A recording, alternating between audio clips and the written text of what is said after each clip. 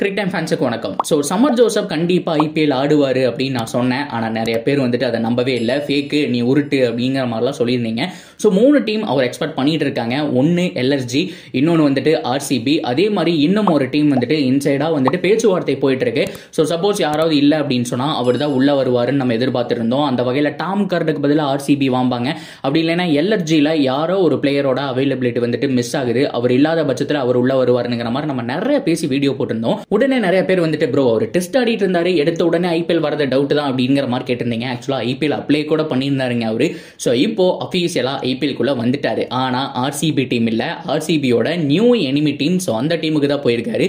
So யாருக்கு பதிலாக என்ன ரிப்ளேஸ்மெண்ட், எப்படி உள்ள வந்தார் அப்படிங்கிற எல்லா டீட்டெயிலையும் இந்த வீடியோல பார்த்து தெரிஞ்சுக்கலாம். அதுக்கு முன்னாடி ஃபர்ஸ்ட் டைம் சேனலுக்கு வரீங்கன்னா மறக்காம சப்ஸ்கிரைப் பண்ணி சப்போர்ட் பண்ணுங்க. அப்போ அப்டேட் எல்லாமே உங்களுக்கு வந்து சேரும். சரி வாங்க வீடியோக்குள்ள போகலாம்.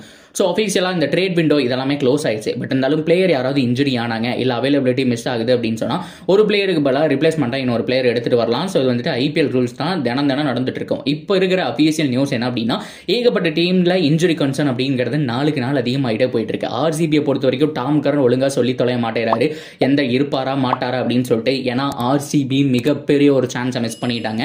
ஏன்னா அவர் இல்லை அப்படின்னு சொல்லியிருந்தா இந்த பிளேயர் தான் டார்கெட் பண்ணியிருக்காங்க. பிகாஸ் 3 டீம் டார்கெட் பண்ணாங்க. அந்த 3வது டீம் யாருன்னு தெரியல, ஹைதராபாத் என்னன்னு தெரியல.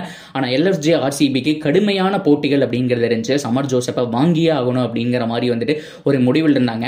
ஆனால் இந்த டாம் கரன் ஃபைனல் வரைக்கும் பார்த்தோம் அப்படின்னா எந்த வித ஆன்சரும் பண்ணல. ஸோ இப்போவும் 1 வீக் அவருக்கு டைம் கொடுத்துருக்காங்க ஆர்சிபி.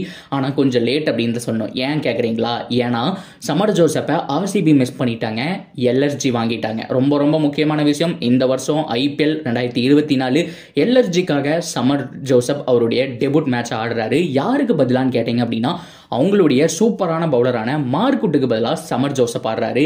அதுதான் இப்போ வந்திருக்கிற கரண்ட் நியூஸ். உடனே இந்த உருட்டு கிருட்டு இதெல்லாம் சொல்றதுக்கு முன்னாடி அஃபீஷியல் நியூஸுங்க இப்போ நான் முன்னாடி காமிக்கிறேன் பாருங்க. ஐபிஎல்லோட அஃபீஷியல் பேஜில் போட்டிருக்காங்க. அண்ட் கூகுள் நீங்கள் எதில் சர்ச் பண்ணாலும் இந்த நியூஸ் அப்படிங்கிறது கிடைக்கும். கிட்டத்தட்ட 1 வீக்காவே இந்த பிளான் அப்படிங்கிறது போயிட்டு இருக்கு. இப்போ மார்க்குட் வந்துட்டு இருக்க மாட்டாரு, அவருக்கு பதிலாக சம்மர் ஜோசப்பை தட்டி தூக்கிட்டாங்க எல்எஸ்ஜி. உண்மையாலுமே ஆர்சிபி இந்த தடவையும் மிஸ் பண்ணிட்டாங்கன்னு சொல்லணும். ஆக்ஷனில் தான் அவ்வளோ மிஸ்டேக் பண்ணியிருந்தாங்க.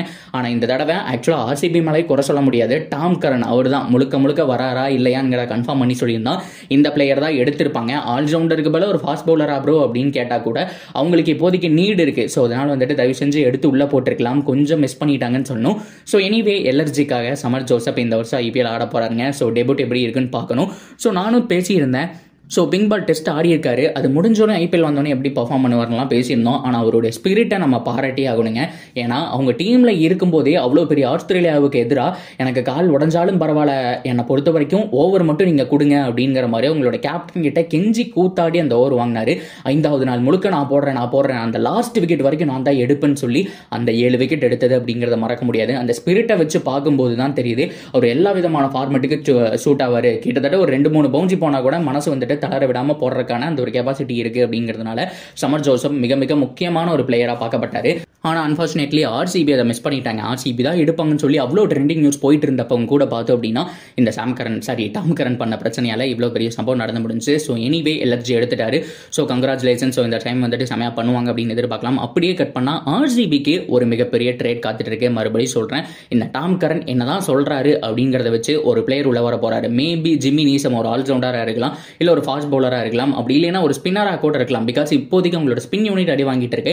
இப்போ டாம் கரன் இல்லைனா கூட சமாளிக்கிறதுக்கு அவங்க கிட்ட அல்சாரி ஜோசப் ஏகப்பட்ட பேர் இருக்கிறாங்க. டாப்லி இருக்கிறாரு, ஃபெர்குசன் இருக்காரு. கிட்டத்தட்ட யாராவது ஒருத்தர் ரொட்டேட் பண்ணா கூட உள்ள வரக்கான சான்ஸ் இருக்கு. ஆனா அவங்க கிட்ட ஒரு ஆல்ரவுண்டர் மிஸ் ஆகுறாங்க.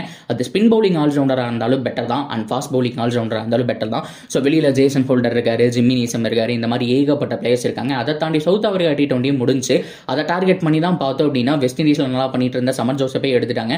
சவுத் ஆப்பிரிக்கா T20 நிறைய பேர் நல்லா பண்ணாங்க. பர்கர்லாம் கூட நல்லா பண்ணாரு. இந்த தடவை ராஜஸ்தான் ராயல்ஸ் ஆடுறாருன்னு நினைக்கிறேன். ஸோ அந்த மாதிரி ஏகப்பட்ட பிளேயர்ஸ் நிறைய பியூரான பவுலர்ஸ் எல்லாம் இருக்கிறாங்க. ஸோ அப்படி பார்க்கும்போது ஆர்சிபிக்கு மறுபடியும் தொக்கா ஒரு பவுலர் எடுத்து உள்ள போறதுக்கான சான்ஸ் அப்படிங்கிறது ஹைலி பாசிபிள். ஸோ பொறுத்திருந்து பார்ப்போம் யார் உள்ள வர போறா அப்படிங்கிறதெல்லாம் பார்க்கலாம். ஸோ நீங்க என்ன நினைக்கிறீங்க சம்மர் ஜோசப்போட ட்ரேடை பத்தி? அதெல்லாம் கமெண்ட்ல சொல்லுங்க. தொடர்ந்து அப்டேட்டுக்கு சேனலோட இணைஞ்சிருங்க. மறக்காம சப்ஸ்கிரைப் பண்ணி சப்போர்ட் பண்ணுங்க.